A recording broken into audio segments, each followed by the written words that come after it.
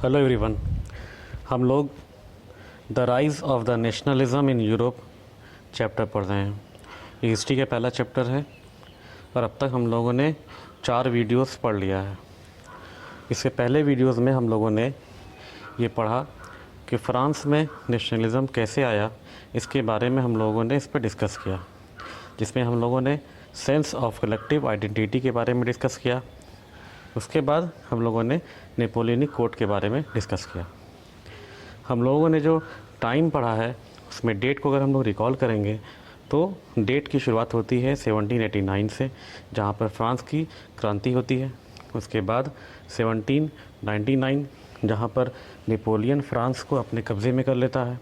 उसके बाद हम लोगों ने पढ़ा है 1804, जहाँ पर नेपोलियन ने अपना कोड लाया, नेपोलियनिक कोड या सिविल कोड।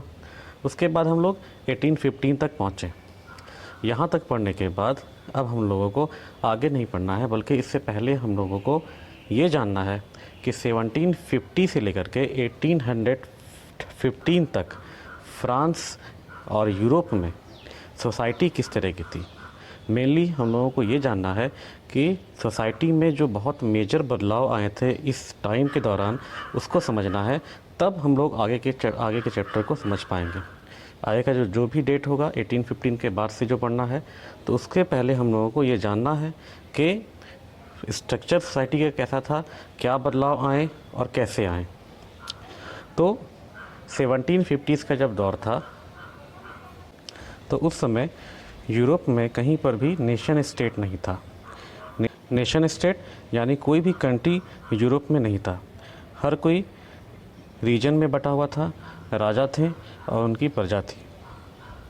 ये नेशन स्टेट नहीं होने का सबसे बड़ा जो रीज़न था वो ये था कि यूरोप में डाइवर्सिटी बहुत थी, हर तरह से लोग बटे हुए थे। डाइवर्सिटी इतनी ज़्यादा थी कि पूरे यूरोप में कहीं पर भी कॉमन आइडेंटिटी नहीं थी। डिफरेंट लोग थे, डिफरेंट कल्चर थे, डिफरेंट लैंग्वेजेस बोली जाती थी और सभी लोगों में यूनिटी नामी कोई चीज़ ही नहीं थी। और नेशन स्टेट का कोई कंसेप्ट यूरोप में नहीं था। जहाँ तक हम सोसाइटी के स्ट्रक्चर की बात करेंगे तो इस सोसाइटी में 2 तरह के लोग थे, एक एरिस्टोक्रेट और दूसरे पीजेंट्स।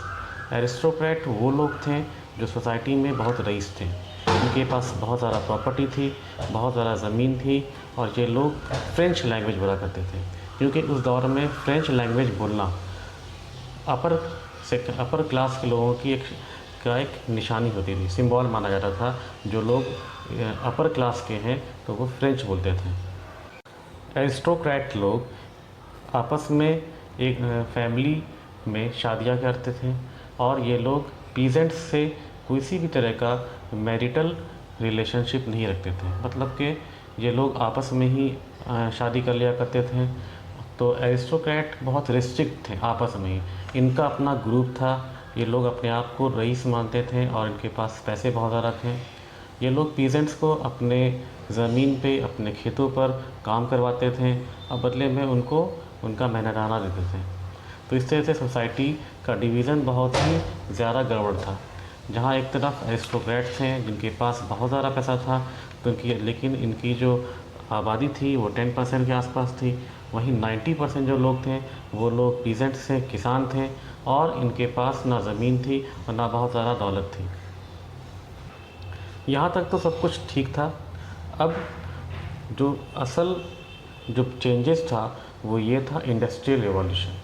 इंडस्ट्रियल रिवॉल्यूशन इंग्लैंड से शुरू हुई और जब ये यूरोप में फैली तो इस दौर में 1750s के बाद पूरे यूरोप में जब इंडस्ट्रियल रिवॉल्यूशन आ गया तो एक नया क्लास उभर कर सामने आया, वो था मिडिल क्लास।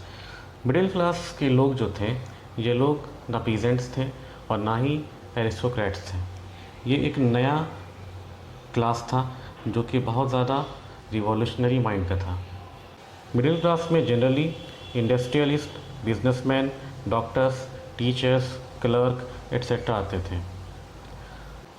अब जब सोसाइटी में नया क्लास आया है तो नए आइडियाज़ भी आएंगे। तो मिडिल क्लास का जो नया आइडिया था, इनका आइडिया बहुत डिफरेंट था।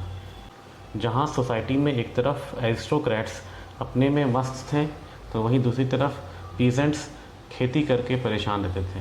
उनको सब कुछ पूरा नहीं हो पाता था इतना मेहनत करने के बाद भी।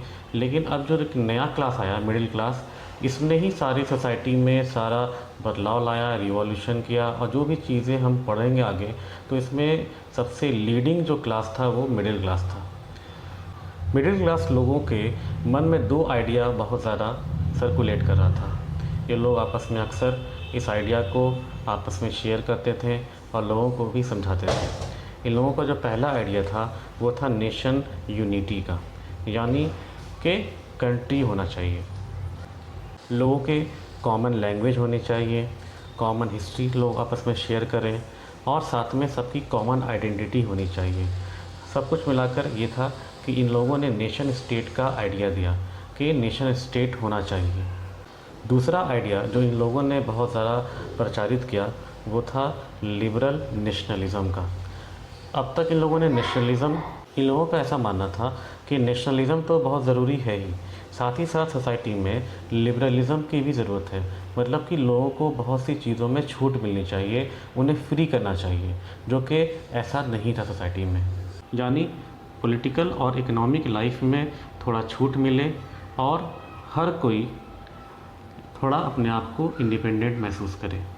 पॉलिटिकल लिबरलिज़म का मतलब था कि ऑटोक्रेसी का एंड होना चाहिए, राजा महाराजा का दौर ख़त्म होना चाहिए, सरकार गवर्नमेंट एग्रीमेंट पे होनी चाहिए, लोग उसको चुने, सोसाइटी में कॉन्स्टिट्यूशन होना चाहिए और गवर्नमेंट जो होनी चाहिए वो रिप्रेजेंटेटिव फॉर्म ऑफ।